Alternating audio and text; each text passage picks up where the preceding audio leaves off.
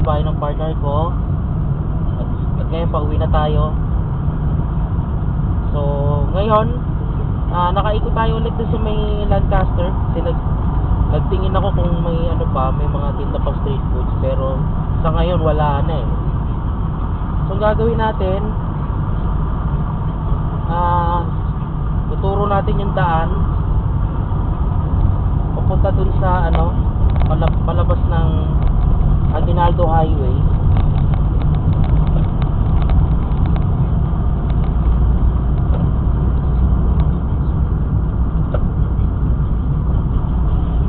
So buo tayo ng alternative route papuntang palabas ng Aguinaldo Highway kung manggagaling kayo ng Lancaster, lalo kung rush hour. So pupuntahan natin yan. Ayun, ano ba? Eh hindi tayo dumadaan dyan sa right side na yan. Napakatindi ng lubak dyan. Diyos me.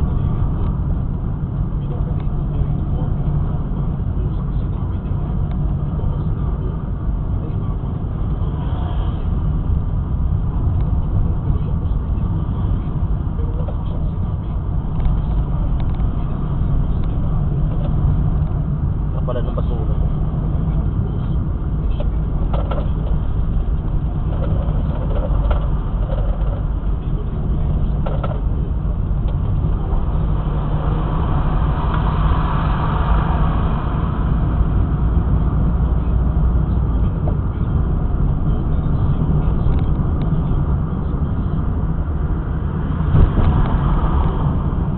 So dito ang daan natin pauwi, kaya lang medyo madilim sa part na to,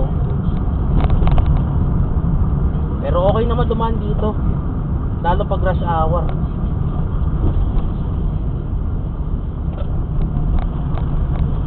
Ginagawa dito, so naging zebra lane to, so ginagawa tong kabila. Oo, kasi matindi rin ang lubak dyan sa kabila na yan. So buti naman ginagawa na lang. Ayan, buti ginagawa na yung part nito.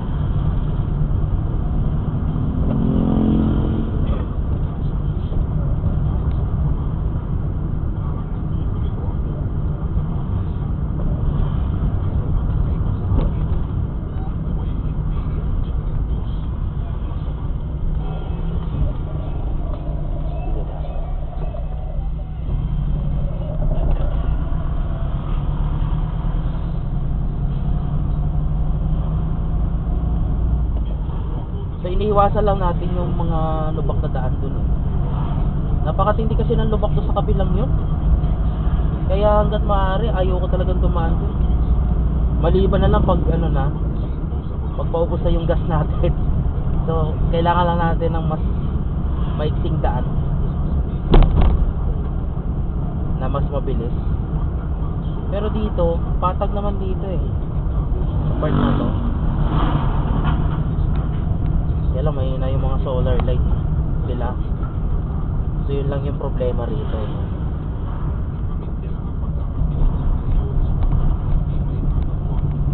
Eh, madilim lang dito sa part na to.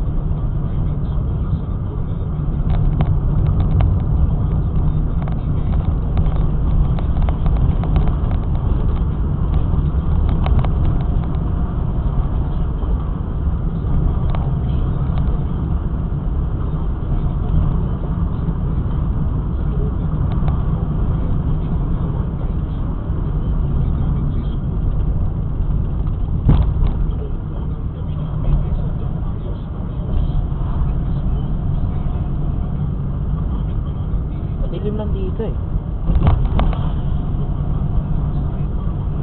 Pero masabi mo na itong daan na to, ilalagay ko na lang yung caption saan parte ito, no? Slow down. So pag intersection kailangan slow down. Kasi di mo alam eh, may bigla na lang nilitaw dyan eh. Lalo pag ganitong oras na, maraming may mga nagbibida-bida sa kalsada. Kaya prone din sa aksidente yung ano na yun, part na yun. Pero dito, maliwanag na. bagong gas station dito. Ito may live wire, delikado to. Delikadong daanan lalo ng mga sasakyan to, oh. Diyos mo. Wala ba nakapansin yan? Sana mapansin, no? Though dito maliwanag naman.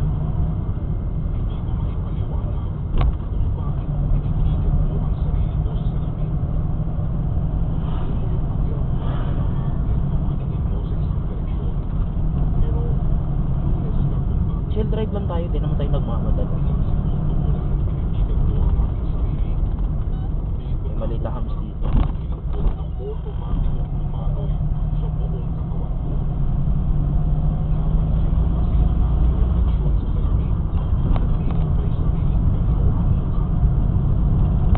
Sana may madaan na tayo ng street foods dito, pero sa ganitong oras malamang malabo na.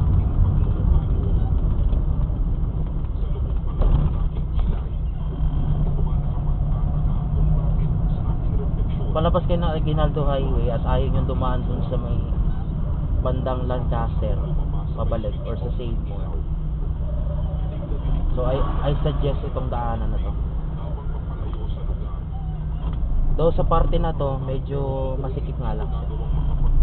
Pero ano naman, kasya naman ng 4 wheels dito. Kasya 4 wheels dito. Wag lang yung mga malalaking truck.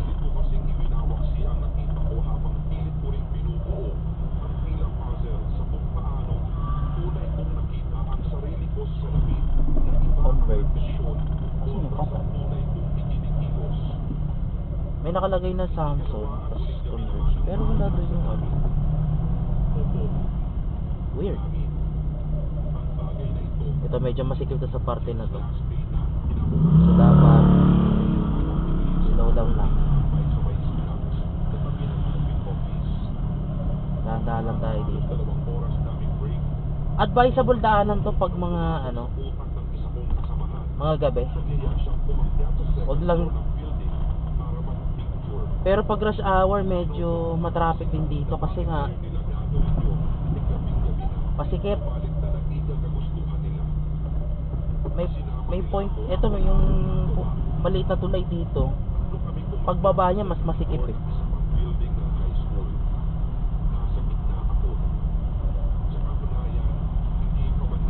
Natin ah. Ito.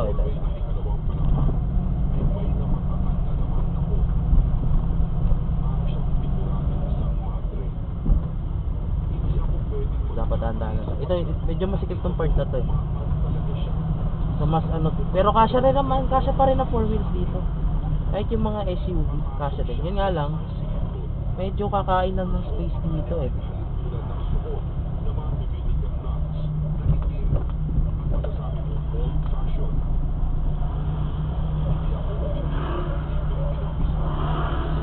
Slow down tayo dito. Ang labas natin Christian Center. Putang ina naman talaga. Kamuti ang puta, kita mo may liliko, dire-diretso ka. Bobo. Eh yung sinasabi natin, pag may intersection, slow down.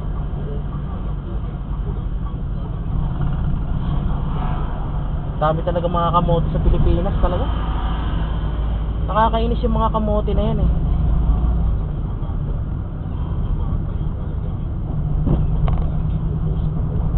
Tapos pagdadali, kasalanan mo pa. Kasalanan mo pa yung katangahan nila. Diyos me. Nasasabi lang natin na maraming mga bida-bida, mga kamote. Ayun, nakatagpo tayo ng isa dun.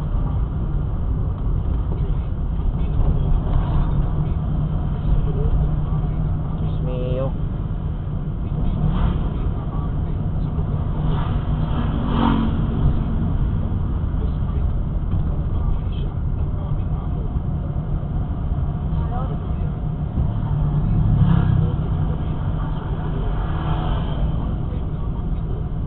Hindi mo tayo nagmamadali.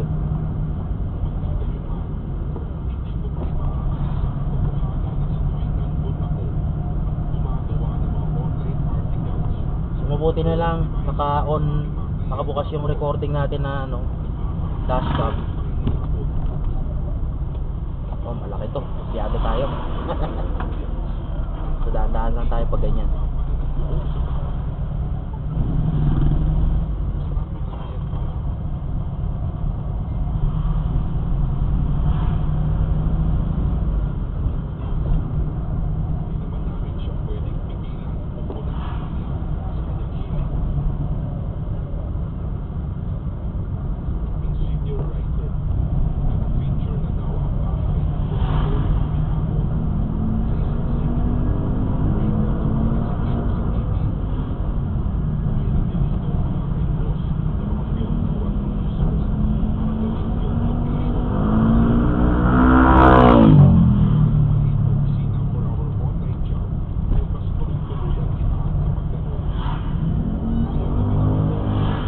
Alternative route natin eh, palabas ng Aguinaldo Highway.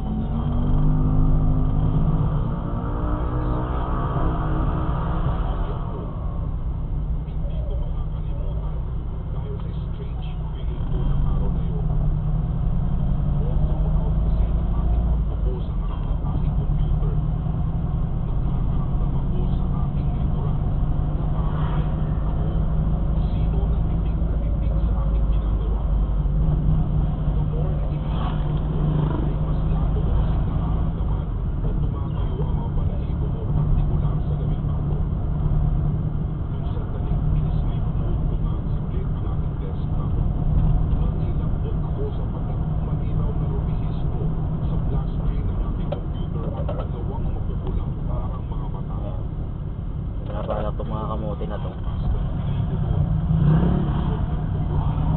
Kung hindi mo makita, yari ka.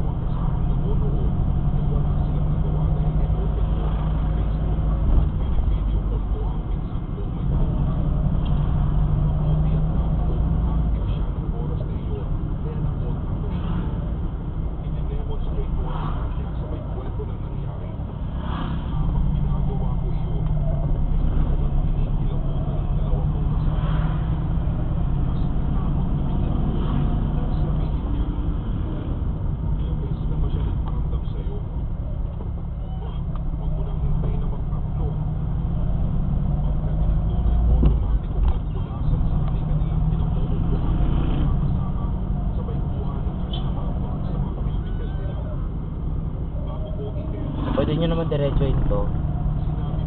Pero yun doon sa may SM Center, two-way na yan pag ganitong oras. Time check natin 11:08.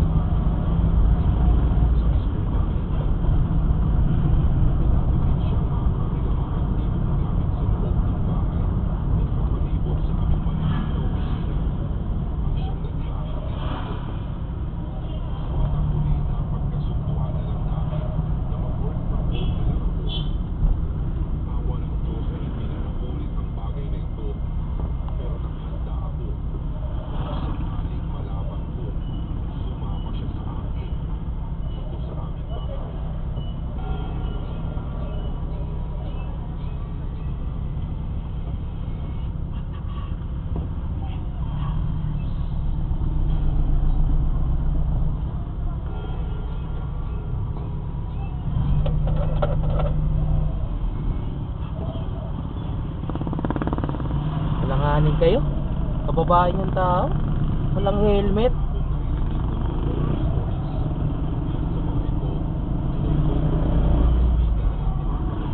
Mga babae niyo, mga kamote rin.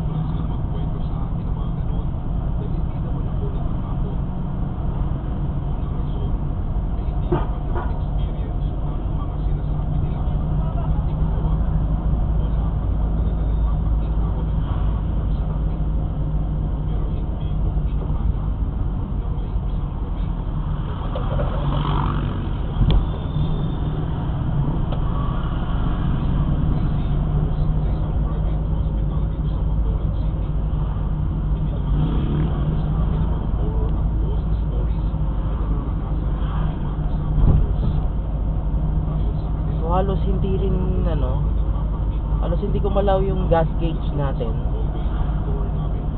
So hindi tayo nag-exert ng full throttle talaga halos kasi nga kailangan na magtipid tayo sa konsumo ng gasolina. So pag alis natin sa bahay, lagpas 1/4 yung karga natin kasi pinakarga natin kahapon. So until now lagpas 1/4 pa rin siya. So, all goods din. All goods din. So, itong Toyota small body natin, matipid din sa gas to. Masabi natin matipid din sa gas. Nasa rin lang talaga. Nasa tamang paggamit talaga ng sino mo may-ari.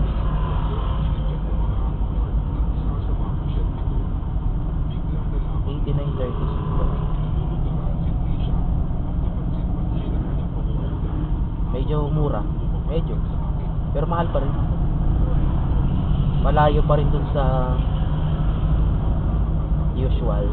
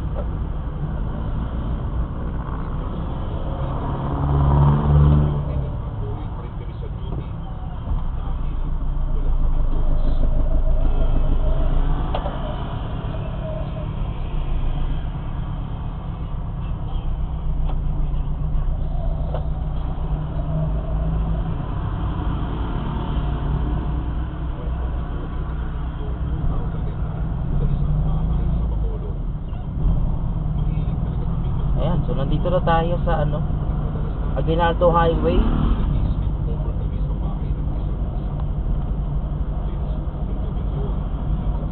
Ayan. So dito papasok na tayo. Pasok na tayo at diretso na sa bahay. So yun lang. Like, comment, share, and subscribe sa ating YouTube channel. At paki-like na rin ang ating Facebook page, Nabaladero Sports and Rides 29.